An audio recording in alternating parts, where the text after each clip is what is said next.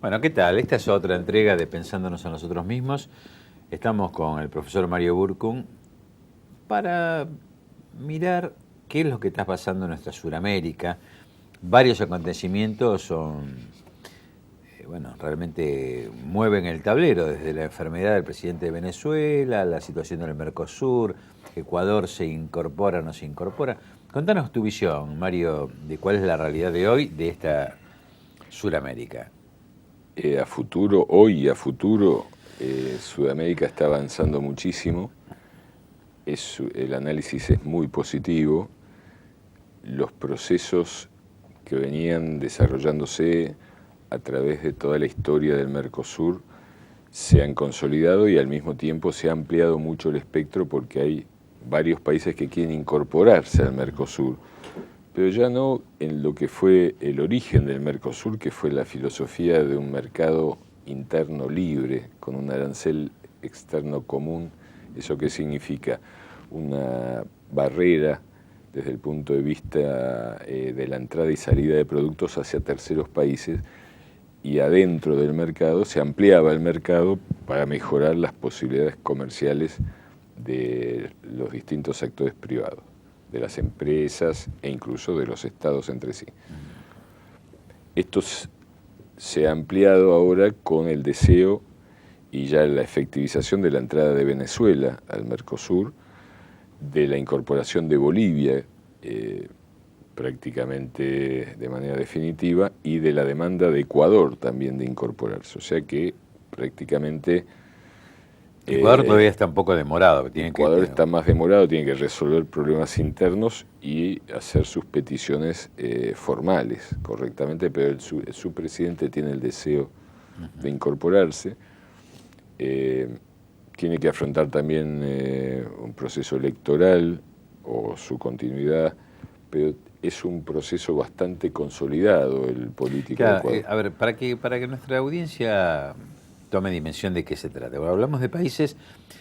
¿Qué representa en términos económicos y en potencial la incorporación de Bolivia, de Venezuela, de Ecuador en cuanto a recursos naturales, en la integración política está claro, pero digo, ¿cómo lo ponderamos además como potencial? Con la dimensión actual de Brasil, más la nuestra, e incorporando a Venezuela, con estos tres componentes, la región pasaría a ser la sexta potencia mundial. Más Uruguay, Paraguay, en este momento suspendida, pero que va a resolver su situación a mediano o corto plazo, Bolivia y Ecuador, vamos a seguir siendo la sexta potencia porque económicamente el Producto Bruto no da para que pasemos a ser la quinta, pero en algunos elementos, como ser en energía, pasaríamos a ser la cuarta potencia a nivel internacional, sobre todo en algunas ramas de la energía. Esto nos coloca desde el punto de vista de las reservas petrolíferas, por ejemplo, con el petróleo de Venezuela, las reservas ya reconocidas de Venezuela, las reservas de Brasil. Con eso solo en petróleo tendríamos un posicionamiento muy importante, pero a eso si le agregamos las reservas de Shell Gas y Shell Oil en Argentina, más la de Bolivia, más lo que ahora se descubrió en Paraguay, más lo que tiene Ecuador, realmente en energía nos transformaríamos en una potencia determinante en la fijación de precios. Yo pienso en la OPEP, en la fijación de la oferta energética, que para el futuro de la globalización es clave. Juntale a eso las reservas en minerales estratégicos. O sea, somos todos países con una reserva en minerales insólita para lo que es hoy el mundo. Pasaríamos también a tener ahí un elemento muy relevante. Tengo una pregunta, Mario. ¿Cuál es la situación? Porque hay un par de países, Chile, por ejemplo, que tiene acuerdos bilaterales con Estados Unidos, digamos. A futuro, ¿cómo los países que están vinculados en sus acuerdos bilaterales con la economía norteamericana? Bueno, ¿cómo ves vos la posibilidad de lograr incorporarlos o mejorar esa situación para la América en su conjunto, ¿no? Por un lado, Chile, Perú y Colombia, que serían los tres países de América del Sur, porque el caso de México lo tomaría con otras características y Centroamérica también. México porque es ya parte integrante de lo que sería un mercado propio americano, canadiense y México, que es el NAFTA, muy integrado, o sea que eso tiene otra ruta. Centroamérica porque es muy dependiente de México, y entonces el caso de América del Sur pasa a tener componentes muy diversos. Chile, yo creo que no solo la relación de libre comercio con Estados Unidos hacia el modelo chileno, sino que la relación de libre comercio con Australia y Nueva Zelanda, el libre comercio con Corea del Sur, la búsqueda de un libre comercio completo con los países de la ASEAN, o sea, la cuenca del Pacífico, hace que Chile, a mi entender, va a continuar ese modelo independientemente de los cambios políticos, porque es muy probable que suba el socialismo o la convergencia a través de Bachelet en el próximo gobierno. Pero el modelo económico se va a mantener, aunque esta unidad de la UNASUR lo va a llevar a que también haya un intercambio muy fuerte con sus vecinos. De hecho, con nosotros tiene un intercambio muy fuerte, y en el caso de solucionar sus problemas con Perú, que parece que va a ocurrir, y una salida al mar de Bolivia, Chile naturalmente se va a incorporar. Perú le ocurre algo parecido, nada más que Perú recientemente se ha transformado en una especie de plataforma financiera muy importante, sobre todo para las inversiones en recursos minerales estratégicos, que la hace proclive no solamente al libre comercio con Estados Unidos, sino yo lo veo más a futuro o a mediano plazo como un puerto franco para los productos de China compitiendo en la UNASUR. O sea, una entrada libre, como hoy es Iquique, pero mucho más amplia, para la producción asiática, pero sobre todo de China. El caso de Colombia yo lo veo distinto. Colombia, si sigue el proceso político que está en este momento, inteligentemente ha visto que tiene que resolver su guerra interna, que lleva muchos años desde el punto de vista de una solución política, que es la que está buscando, y en función de eso su mercado de expansión, que es más un mercado de expansión agroindustrial y manufacturero, lo ve con la UNASUR en lugar de verlo con Estados Unidos. Su tratado de preferencia con Estados Unidos, en la estrategia actual de Obama, si la logra implementar Estados Unidos, hace que desde el punto de vista militar, que era su estrategia, va a tener una dimensión menor, y entonces militarmente Colombia per se tiene la capacidad para imponer su dimensión a sus vecinos, no a Brasil. O sea, hoy día los americanos han formado ahí, con sus bases, un ejército colombiano que es un ejército, no digo del primer mundo, pero de América Latina es el más importante desde el punto de vista operativo. Quiere decir, es un ejército que tiene mucha experiencia de campo en la guerra moderna, que no es la guerra de masas, la guerra de equipos especiales de intervención rápida. Lo cual le da a Colombia un esquema muy particular en su relación con Venezuela y en su futuro, en su futura relación económica política con Brasil, que es la figura determinante de la UNASUR.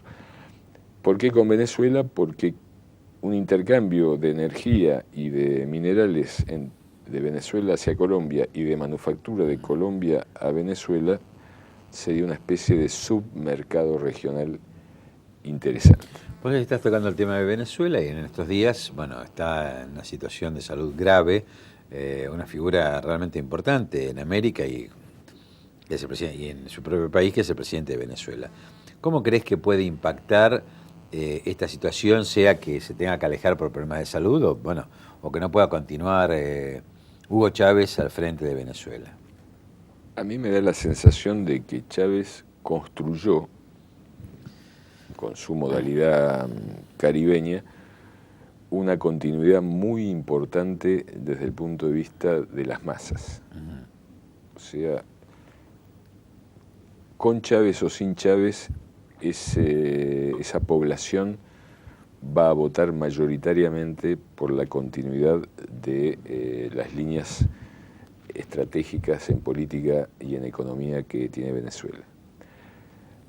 Lo que ha sido muy importante es la aceleración de los tiempos de incorporación de Venezuela al Mercosur ampliado, porque eso le da también un respaldo en la geopolítica internacional clave, porque más allá de la figura del liderazgo, que va a ser, como todos los liderazgos, muy difíciles de reemplazar en cuanto al carácter mítico del liderazgo, o sea, bueno, nosotros de eso sabemos mucho por nuestra realidad actual, pero lo que es el carisma frente a la masa, el diálogo del líder con la masa es muy difícil de reemplazar.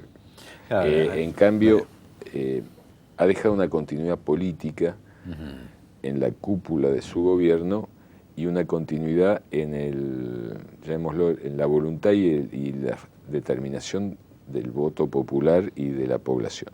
Hizo crecer el nivel de conciencia popular. Claro, esa es la gran diferencia con otros procesos en la UNASUR, que hizo crecer fuertemente el nivel de conciencia y de organización popular.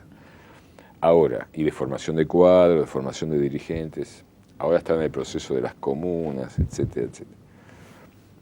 Pero al mismo tiempo, yo creo que va a tener un rol cada vez más determinante la estructura política del PT brasilero, sobre todo de Lula, para darle un respaldo de consistencia, de Lula y de Fidel, pero Fidel menor, pero sí importante adentro de Venezuela, pero menor a nivel de la geopolítica internacional, para darle un respaldo de continuidad a lo que sería el gobierno efectivo de Venezuela, porque Chávez, curándose o no, ya está en una situación física, me parece, muy comprometida, por las características de la información que se recibe. Sí, sí, respecto a su O salud. sea, un cáncer con metástasis es complicado, sea el lugar que sea.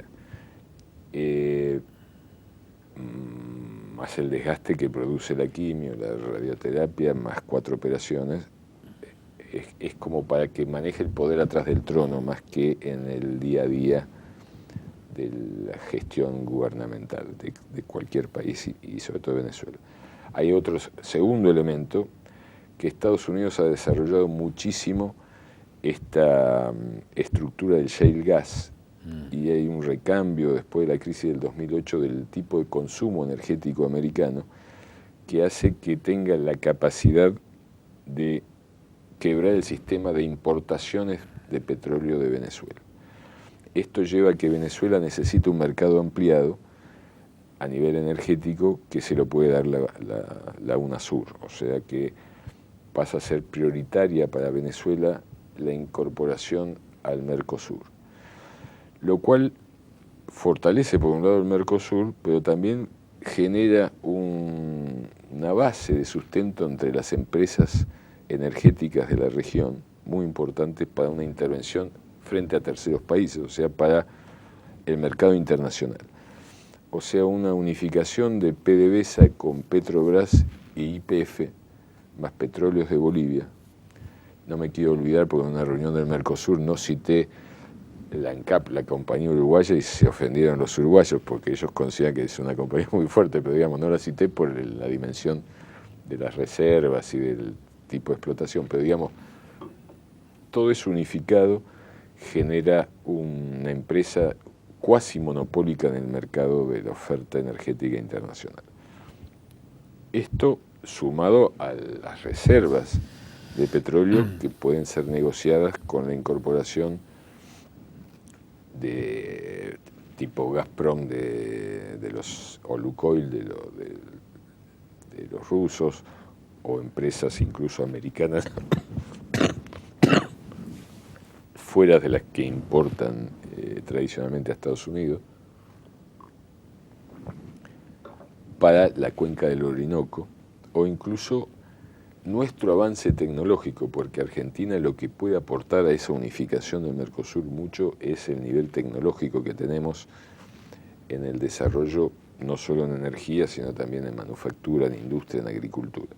Te interrumpo porque se nos está yendo el tiempo. Sí. Te pregunto, como balance, Mari, cerrando esta tu columna, bueno, estamos cerrando el año 2012 y bueno, iniciando una nueva etapa en el próximo 2013 y los próximos años. ¿Cuál es tu balance de esta América? ¿Cómo terminamos casi después de una década, un poco más de una década del tercer milenio? Y bueno, tuvo un ¿qué impulso esperás? muy fuerte en los últimos años. Creo que si nuestras conducciones de todos estos países, que tienen mucha afinidad política y mucha visión estratégica de cuál sería el rol de la América del Sur, de la UNASUR, pueden hacer algo grande, en serio, o sea, una potencia de toda esta región.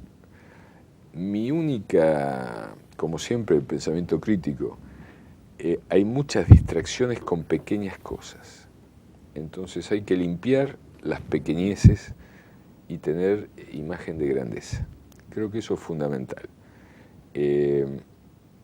Esa imagen que tenía Kirchner de grandeza, esa imagen de grandeza de Chávez, que fue el primero que quiso hacer el Banco del Sur, que todavía está hecho formalmente, pero nadie pone la pasta, como dicen, el dinero, y la imagen de grandeza que va asumiendo en la práctica, porque es un práctico Lula.